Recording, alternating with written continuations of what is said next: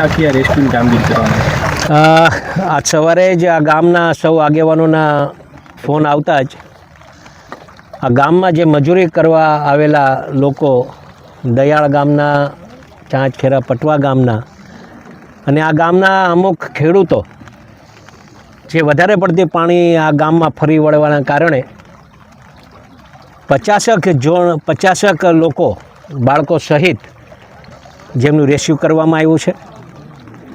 હું આ ગામના યુવાનોનો, આ ગામના સરપંચો, આ ગામના આગેવાનોનો ખૂબ ખૂબ આભાર માનીશ કે અમારા સાથે સાહસ કરી અને ટ્રેક્ટરનું પણ અમને સહાય મળી અને એના કારણે અમે આ રેસ્ક્યુ કરી શક્યા. જો ટ્રેક્ટર કે ન હોત તો અમે કદાચ ત્યાં સુધી અમે પણ પહોંચી શક્યા ન હોત. પોલીસ તંત્ર સાથે રહી, પાર્ટીના કાર્યકર્તાઓ સાથે રહીને આ વિસ્તારના એક જનપ્રતિનિધિ તરીકે જ્યારે આવા સમાચાર મળ્યા તાત્કાલિક જ આ ગામમાં આવી અને દરેક લોકોને આ બાબતે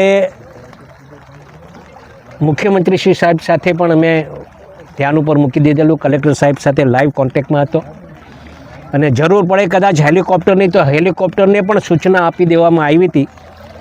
રામપરા ગામના એ બાજુ વિસ્તારના લોકો પણ જે 7-8 જણ બાળકો સાથે જે ફસાયેલા હતા એને પણ સુરક્ષિત રીતે બહાર કાઢી લેવામાં આવ્યા છે અને હાલમાં આ જે રેસ્ક્યુ કરવામાં આવ્યા છે એની સ્કૂલે અમે સ્થળાંતર કર્યું છે. એ લોકો નાસ્તો પાણી કરાવી દીધો છે અને ઓઢવા પીવાની વ્યવસ્થા અમે હમણાં કરી રહ્યા છે.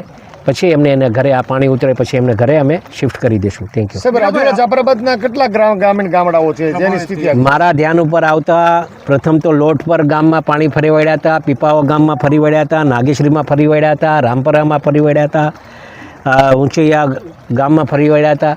આવા બધા જ્યાં તે મારા ધ્યાન ઉપર જે વસ્તુની ધ્યાન ઉપર આવી એ કલેક્ટર સાહેબ સાથે અને ડિઝાસ્ટર મેનેજમેન્ટ સાથે સંપર્ક કરી અને તાત્કાલિક જે સુવિધાઓ ઊભી કરવી પડે તાત્કાલિક સુવિધાઓ ઊભી કરવા માટે તંત્ર સજ્જડ હતું. સાહેબ, તમે ઊંચૈયા પહોંચવા માટે શું કર્યું? તરીને ગયા હતા? બસ આ પાણીમાં આ બધા સહયોગ સાથે એકબીજે ચેન બનાવી અને પોલીસ તંત્રને અમારે પાર્ટીના કાર્યકર્તાઓ સાથે મળી અને ત્યાં તાત્કાલિક સુવિધાઓ ત્યાં સુધી માથોડી પાણીમાં વહી ગયા. અમે સાહસ કર્યું એટલે પહોંચી ગયા ત્યાં. Thank you.